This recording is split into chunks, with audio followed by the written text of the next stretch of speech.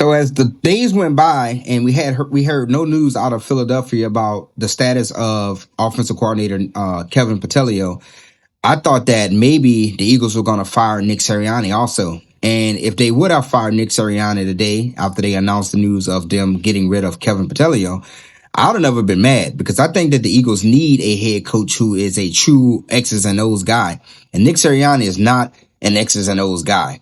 He has a background of the offensive coordinator, but I mean, when we saw the Eagles struggling a few years ago on offense, when they decided to hire from within, Nick Sirianni wasn't able to do anything to rescue the offense. And this season, when we saw the Eagles struggling on offense, again, Nick Sirianni wasn't able to do anything to rescue the team from this being terrible on offense. The only thing Nick Sirianni is a guy that claps, who is arrogant, and just starts arguments with players on the sideline. That's what Nick Sirianni is.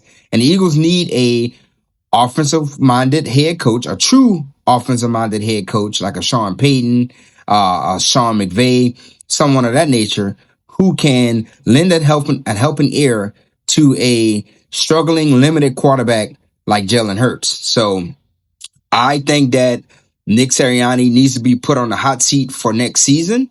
And if the Eagles continue to struggle on offense, or if they don't bring in an offensive coordinator who can really elevate this offense again, like it was the 2024 season, then I think that you got to let Nick Sirianni go and you got to bring in a head coach who has experience as an offensive coordinator, or who is just a head coach who is a true X's and O's type guy, an offensive guru, to be the head coach of this football team, because the Eagles have a lot of talent on that offensive side of the ball, and they damn sure have a lot of talent overall as a team, both on the offense and defensive side of the ball.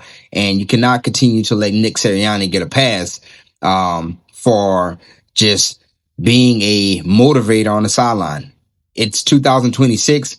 A lot of teams are hiring head coaches who are true offensive gurus, and just being a guy on the sideline clapping and tough and talking tough isn't going to cut it in the NFL.